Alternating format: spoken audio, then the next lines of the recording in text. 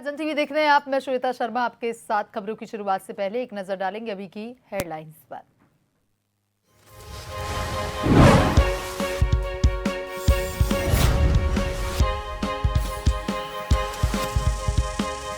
दोनों सदनों में गतिरोध बरकरार।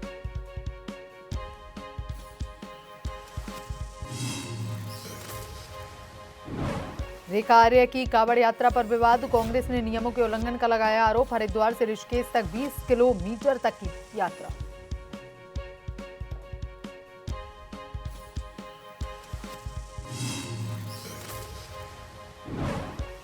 सीडीओ अभिनव शाह ने की एसआईआर की समीक्षा। नो मैपिंग की स्थिति पर मंथन। दावे आपत्तियों को समयबद्ध निस्तारण के दिए निर्देश।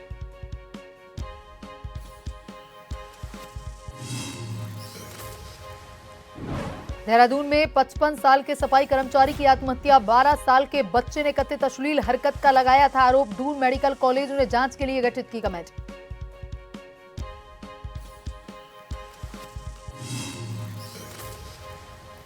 चमोली में भारी बारिश से तमक नाला उफान पर। वैली ब्रिज बहा। लो लाइंग एरिया में लगातार निगरानी। एसडीआरएफ, फायर, सिविल डिफेंस की टीमें तैनात। चंपावत में मलबे से लोहाघाट पिथौरागढ़ एनएच बंद।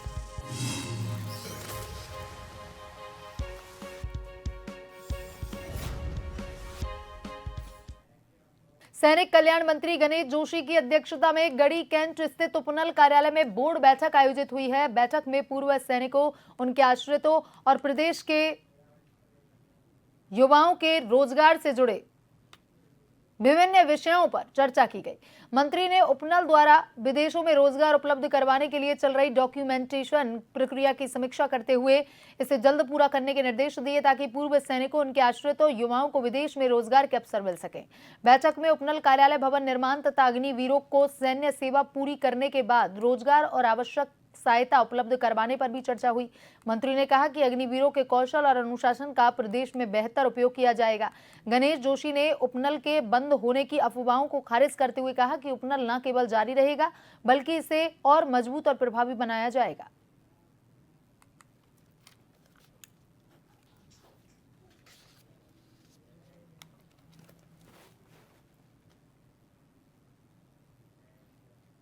और वहीं खेल मंत्री रेखा आर्य की हरिद्वार से शुरू हुई 20 किलोमीटर की कांवड़ यात्रा को लेकर के विवाद खड़ा हो गया। कांग्रेस की मुख्य प्रवक्ता गरिमा दसोनी ने यात्रा को खंडित बताते हुए सवाल उठाए हैं। उनका आरोप है कि कांवड़ को कंधे बदलते समय सिर के ऊपर से एक कंधे से दूसरे कंधे पर ले जाया गया, जो धार्मिक मान्यताओं के अनुसार उचित नहीं। गरिमा दसोनी ने दावा किया कि यात्रा के दौरान ऐसा 2 बार हुआ और इसी आधार पर उन्होंने कांवड़ यात्रा को खंडित बताया। उन्होंने कहा कि अब इस यात्रा का औचित्य नहीं रह जाता।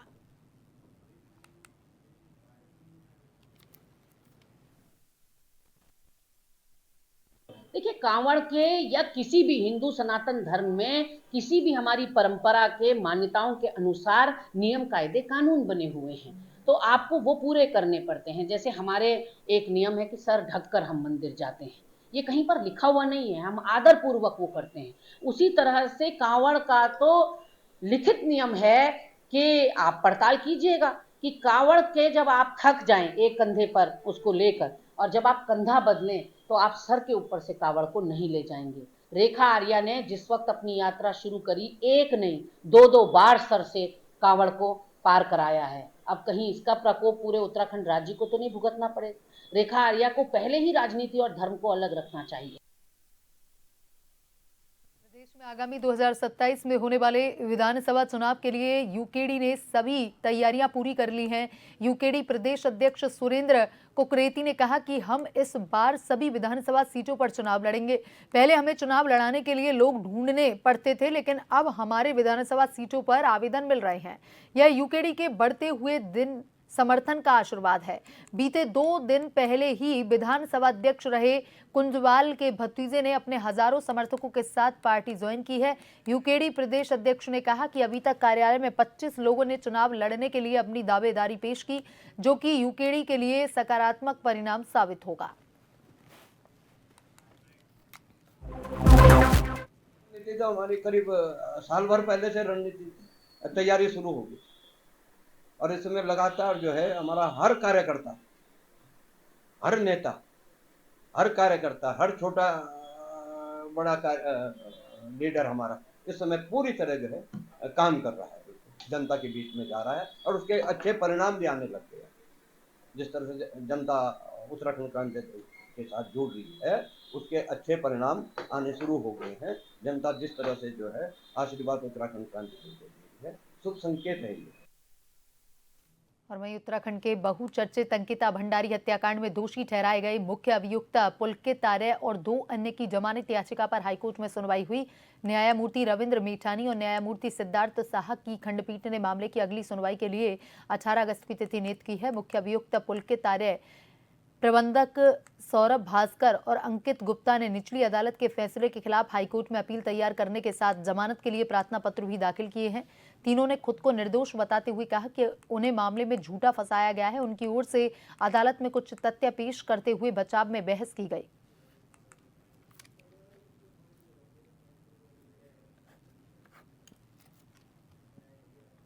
मुख्य विकास अधिकारी अभिनव शाह की अध्यक्षता में ऋषिपर्णा सभागार में एसआईआर की समीक्षा बैठक हुई। बैठक में मतदाता सूची पुनरीक्षण और अनोमलीज नो मैपिंग नोटिस तथा दावे आपत्तियों की प्रगति की समीक्षा की गई। सीडीओ ने कहा कि अनोमलीज अथवा नो मैपिंग की स्थिति में मतदाताओं को घबराने की जरूरत नहीं है। उन्हें निर्धारित प्रक्रिया के तहत अपना पक्ष रखने और आवश्यक अभिलेख प्रस्तुत करने का पूरा अवसर दिया जा रहा है। उन्होंने अधिकारियों और बीएलओ को एसआईआर प्रक्रिया की जानकारी मतदाताओं तक पहुंचाने, दावे आपत्तियों का निष्पक्ष एवं समयबद्ध निस्तारण करने तथा पूरी प्रक्रिया में पारदर्शिता और शुद्धता बनाए रखने के निर्देश दिए हैं। बैठक में राजनीतिक दलों के प्रतिनिधियों को एसआईआर प्रक्रिया एवं संबंधित प्रपत्रों की जानकारी दी गई। सीडीओ ने राजनीतिक दलों से एसआईआर कार्य में सहयोग की अपील की।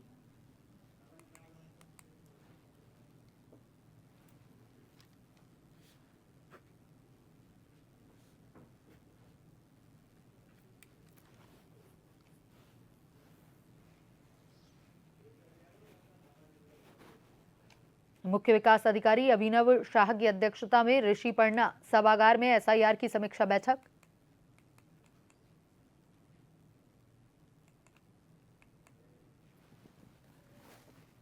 गढ़वाल आयुक्त आनंद स्वरूप की अध्यक्षता में कलेक्ट्रेट सभागार में आयोजित समाधान दिवस में 145 से अधिक फरियादियों ने अपनी समस्याएं रखी।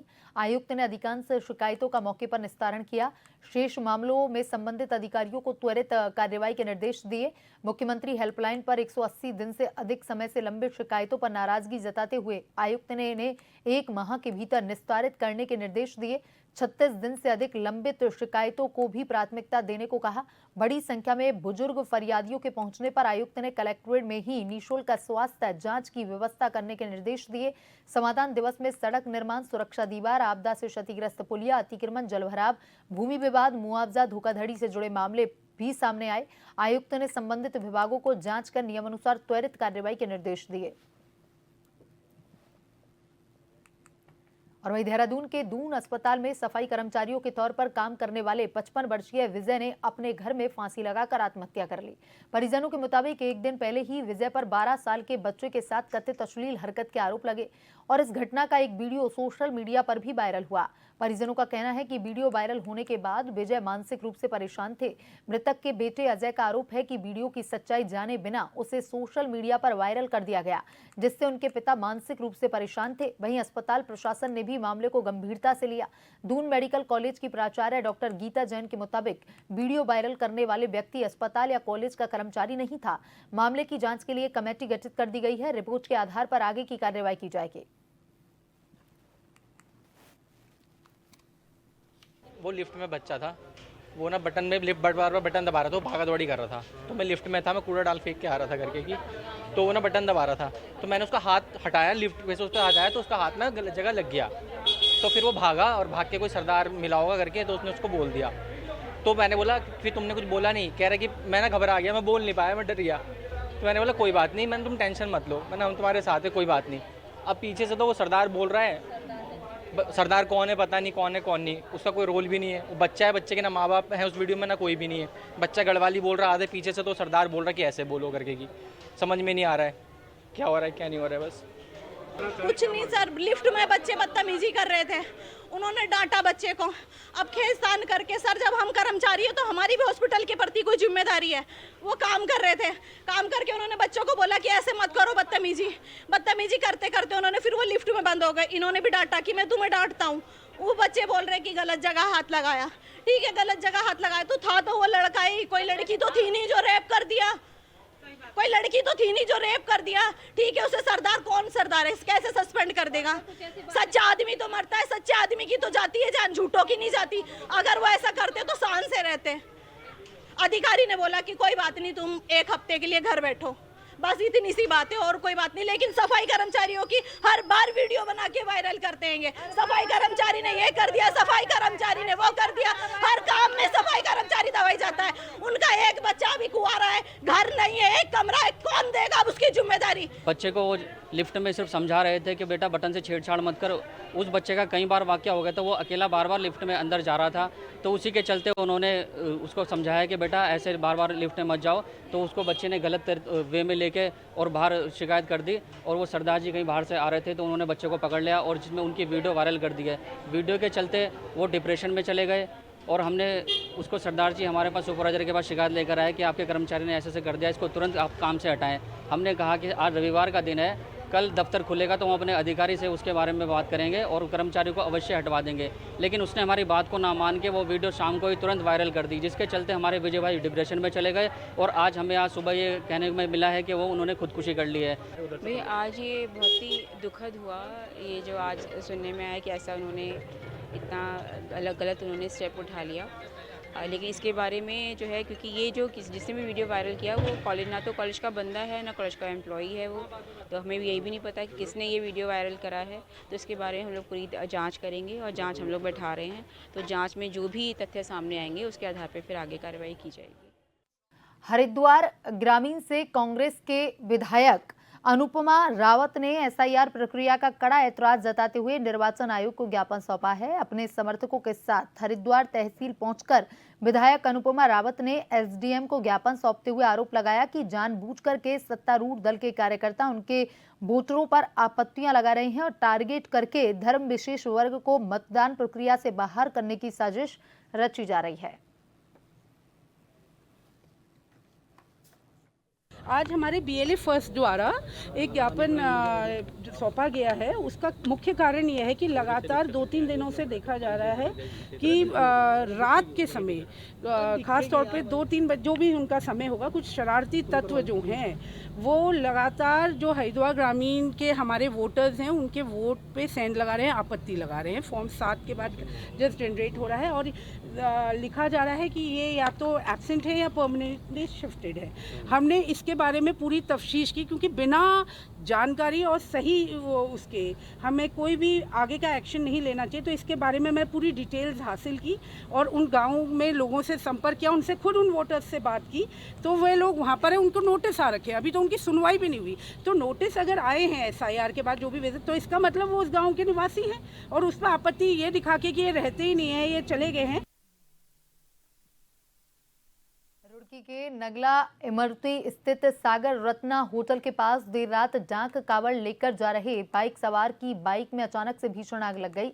देखते ही देखते आग ने पूरी बाइक को अपनी चपेट में ले लिया। बाइक जलकर के खाक हो गई। बताया जा रहा है कि डाक कावड़ लेकर जा रहे शिव भक्तों ने बाइक का साइलेंसर उतार रखा था और इसी उतारे गए साइलेंसर से आग लगने की बात सामने आ रही है। गनीमत रही कि हादसे में किसी की हताहत होने की सूचना नहीं है। घटना के बाद मौके पर कुछ देर अफरा तफरी का माहौल बना। और वहीं रामनगर के हाथी डगर क्षेत्र में सिंचाई नहर में युवक का शव मिलने से हड़कंप मच गया है। मृतक की पहचान नरसिंहपुर निवासी 30 वर्षीय सोनू के रूप में हुई है। परिजनों के मुताबिक सोनू सोमवार शाम मजदूरी से घर लौटा और इसी दौरान घर में मामूली कहासुनी के बाद वह बाहर निकल गया। बताया जा रहा है कि घर के पास सिंचाई नहर में पैर फिसलने से वह नहर में गिर गया। पोस्टमार्टम रिपोर्ट के बाद ही मौत के वास्तविक कारणों का पता चल सकेगा। फिलहाल पुलिस मामले की जाँच कर रही है। गाँव में गिर गया भाई। क्या नाम था? सोनू। कितने साल का था? होगा 30 साल का। 30 साल का। 30 साल का। क्या बात हुई? कुछ नहीं हुआ, काम पे तैयार हो फिर गई थी, टांग में फिसल गई होगी। आपस में उनके मियाँ भी चल रही थी, गया पीछे मुँहने गया, वो टांग पिछली गिरी है। अच्छा, पत्नी से झगड़ा हुआ था? मतलब झगड़ा कौन सा था, गाली वाली चलती रहती है आपस में, ये हुआ था बस, बाकी कुछ बात नहीं। कोर्ट ने अपहरण, दुष्कर्म और पोक्सो एक्ट के तहत युवक के खिलाफ दर्ज एफआईआर और हरिद्वार की अदालत में चल रही आपराधिक कार्रवाई को रद्द कर दिया है। न्यायमूर्ति सिद्धार्थ साहा की एकल पीठ ने मामले की सुनवाई के बाद ये आदेश दिया।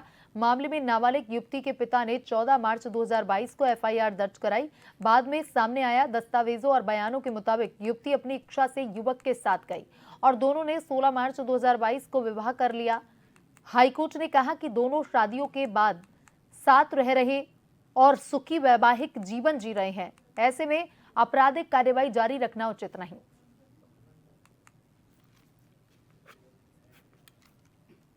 और वहीं रामनगर के खताड़ी इलाके में देर रात कई राउंड कथित फायरिंग से हड़कंप मचा। स्थानीय लोगों के मुताबिक कुछ लोग मौके पर पहुंचे और फायरिंग के बाद फरार हो गए। गोलियों की आवाज सुनकर इलाके में दहशत फैल गई और हालांकि घटना में किसी के घायल होने की सूचना फिलहाल सामने नहीं आई। सूचना मिलते ही पुलिस मौके पर पहुंची, घटनास्थल का निरीक्षण कर आसपास के लोगों से जानकारी जुटाई। पुलिस अब फायरिंग करने वालों की पहचान और गिरफ्तारी के लिए जांच कर रही है। सार्वजनिक इलाके में हुई कथित फायरिंग के बाद स्थानीय लोगों ने सुरक्षा व्यवस्थाओं पर सवाल उठाए हैं। फिलहाल पुलिस इस बात की पड़ताल कर रही है कि फायरिंग किसने की और इसके पीछे क्या वजह थी। ये 4-5 कारें भर के आई लड़कों की, और जो है हम बैठे थे यहाँ पे और वो उतरे और फायरिंग करी तो हम भागने लगे इधर उधर को। लड़की औरतें भी टेल रही थी थोड़ी सी, वो भी बेचारी डर के मारे भाग गई रोड पर से, यहाँ नहर पर से। कौन लोग थे? और वहीं चमोली जनपद की नीति घाटी में भारी बारिश के बाद तमक नाला अचानक से उफान पर आ गया। पानी के तेज बहाव में ज्योतिर्मठ मलारी मोटर मार्ग पर तमक नाले में बना वैली ब्रिज बह गया, जिससे नीति घाटी में वाहनों की आवाजाही बाधित हो गई।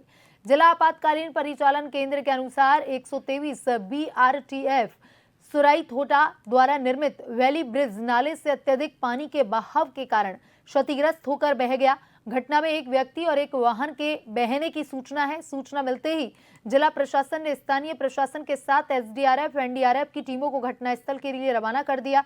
सुरक्षा के मद्देनजर मलारी की ओर से वाहनों की आवाजाही रोक दी गई है। प्रशासन की टीमें मौके पर पहुंचकर स्थिति का जायजा ले रही हैं और राहत और बचाव कार्य की तैयारी की जा रही है। प्रशासन ने लोगों से अपील की है कि मौसम खराब होने की स्थिति में अनावश्यक यात्रा न करें। प्रशासन की ओर से जारी दिशा निर्देशों का पालन करें।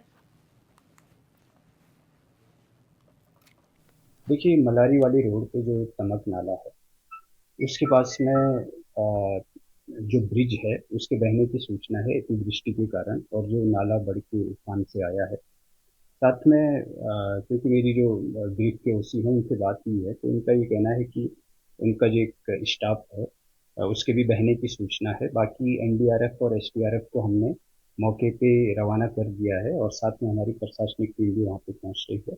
तो उसका अभी पूरा अपडेट ले रहे हैं कि कितनी संपत्ति का नुकसान हुआ है और कहीं और कैजुअलिटी तो कुछ हुई नहीं है। अभी तक एक ही आदमी के रहने की हमारे पास सूचना है, क्योंकि वहाँ पे थोड़ा नेटवर्क का इश्यू भी रहता है। तो जैसे ही हमारी टीम जाकर के पूरी सूचना ले। और वहीं देहरादून में मानसून को देखते हुए पुलिस प्रशासन पूरी तरह से अलर्ट है। संभावित जलभराव आपदा की स्थिति से निपटने के लिए लो लाइन एरिया और जलभराव वाले इलाकों में लगातार निगरानी की जा रही है। SP सिटी प्रमोद कुमार ने बताया कि किसी भी सूचना पर SDRF, fire unit, civil police और प्रशासन की टीमें तत्काल राहत और बचाव के लिए पहुंच रही हैं। चीता मोबाइल और थाना मोबाइल के जरिए लाउड अलर्ट सिस्टम से लोगों को जलभराव वाले इलाकों से दूर रहने की अपील की जा रही है। प्रशासन ने लोगों से सतर्क रहने, निर्देशों का पालन करने की अपील की है। हमारा मानसून सक्रिय हो चुका है और इसके संबंध में जो व्यापक तैयारी है वो पुलिस और प्रशासन के द्वारा ऑलरेडी कर ली गई है। और जो लो लाइंग एरियाज़ हैं जहाँ जलभराव वाली स्थिति पैदा हो जाती है, वहाँ लगातार हम लोगों के द्वारा पब्लिक को अवेयर भी किया जा रहा है उसमें। और अगर कोई भी सूचना प्राप्त होती है तो उसमें हमारी जो SDRF हो गई, फायर यूनिट हो गई और सिविल पुलिस है, प्रशासन है, सभी लोग मौके पर पहुँच के कई लोगों को हमारे द्वारा रेस्क्यू भी इस बीच किया गया है। और लगातार ऐसी जो लो लाइंग एरियाज़ हैं जहाँ पानी भराव की स्थिति समस्या उत्पन्न हो जाती है, तो उसमें हमारे द्वारा जो है लगातार प्रचार प्रसार किया जा रहा है। पब्लिक को लाउड अलर्ट के सिस्टम से चीता मोबाइल के और थाना मोबाइल के द्वारा लगातार आग्रह किया जा रहा है कि ऐसी एरिया से दूर रहें जहाँ पे पानी भराव की स्थिति उत्पन्न हो जाती है। लोहाघाट पिथौरागढ़ राष्ट्रीय राजमार्ग में चंपावत जिले के बाराकोट के बागधारा के पास सोमवार शाम पहाड़ी से भारी मलबा आने से ऑल वेदर सड़क पिछले 2 घंटे से पूरी तरह बंद है, जिस कारण सड़क के दोनों ओर वाहनों की लंबी लंबी कतारें लग गई हैं। रास्ते में सैकड़ों यात्री फंसे हैं। सूचना पर एनएच विभाग की मशीनों के द्वारा सड़क खोलने का कार्य युद्ध स्तर पर शुरू किया गया है। जानकारी के मुताबिक अभी सड़क खुलने में वक्त तो लग सकता है। ऑल वेदर सड़क बंद होने से यात्रियों को काफी दिक्कतों का सामना करना पड़ रहा है। मौके पर प्रशासन पुलिस की टीम मौजूद है। लोगों ने बताया एनएच कर्मियों की सतर्कता की वजह से भारी मलबे की चपेट में कोई वाहन नहीं आया, अन्यथा बड़ा हादसा हो सकता था।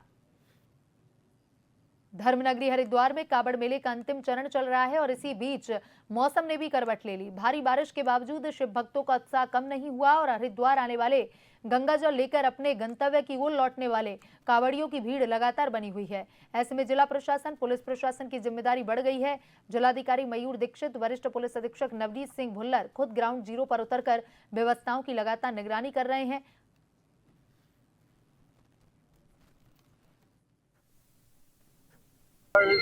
यात्रा का जो आखिरी फेज है वो चल रहा है और आज काफ़ी संख्या में जो कांवड़िए हैं वो आज एग्जिट भी कर रहे हैं, एंट्री भी हो रही है। मोटर बाइक्स अधिकतर है। साथ ही सुबह से ही काफ़ी बारिश भी हो रही है। कुछ जगहों पे जलभराव भी हुआ है, उसका भी निगरानी की जा रही है। साथ ही कांवड़ यात्री जो आ रहे हैं, कांवड़ी आ रहे हैं, उनका सकुशल यहाँ से वापसी हो और जो जल निकासी लगातार होती रहे, कहीं भी कोई ऑब्स्ट्रक्शन क्रिएट ना हो। हाईवे भी हमारे चलते रहे, इस बारे में लगातार निगरानी कर रहे हैं और सभी पुलिस फोर्स के जो ऑफिसर्स हैं, प्रशासन के अधिकारी हैं, सभी लोग फील्ड में निकलकर ये कार्रवाई कर रहे हैं। और वहीं महाशिवरात्रि के पावन पर्व पर धर्मनगरी हरिद्वार पूरी तरह से शिवमय नजर आ रहा है। सुबह से ही भगवान भोलेनाथ के मंदिरों में दर्शन जल अभिषेक के लिए श्रद्धालुओं की लंबी लंबी कतारें लगी हैं। कनखल स्थित पौराणिक दक्षेश्वर महादेव मंदिर में देश के अलग अलग हिस्सों से पहुंचे शिव भक्त कावड़िए और श्रद्धालु गंगाजल दूध से भगवान शिव का अभिषेक कर अपनी मनोकामनाओं के लिए प्रार्थना कर रहे हैं। मंदिर परिसर में हर हर महादेव बम बम बोले के जयकारों से वातावरण भक्तिमय बना हुआ है। धार्मिक मान्यताओं के अनुसार महाशिवरात्रि का पर्व भगवान शिव और माता पार्वती के विवाह से जुड़ा है और इस दिन श्रद्धा के साथ भोलेनाथ की पूजा करने वाले भक्तों पर भगवान शिव की पूजा कृपा होती है।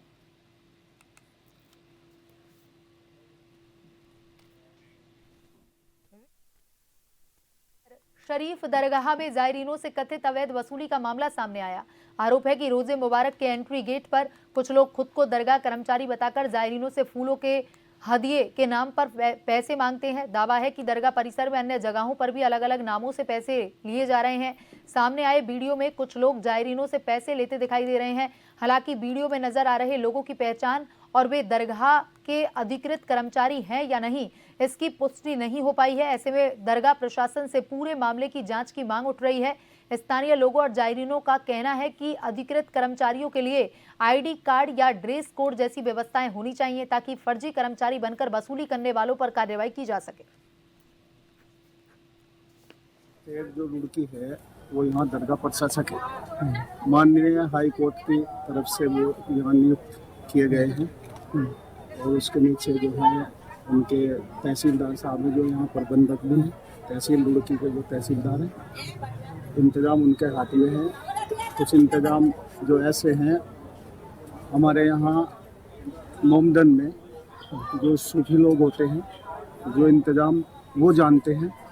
प्रबंधन इस चीज़ को मैं समझता हूँ कहीं तक उसे समझने में कमी है उन लोगों की कि जो काम सूफी लोग जो कर सकते हैं वो उस काम को नहीं कर पा रहे हैं। रही ड्यूटी की बात, आरडी के जवान भी है अंदर और दरगाह के अंदर जो भोले वाले जमीन यहाँ पर आते हैं उनसे जो अवैध उगाई होती है ये गलत है, ये नहीं होनी चाहिए। बुलेटिन में अभी तक के लिए इतना ही। बने रहिए जन टीवी के साथ। नमस्कार।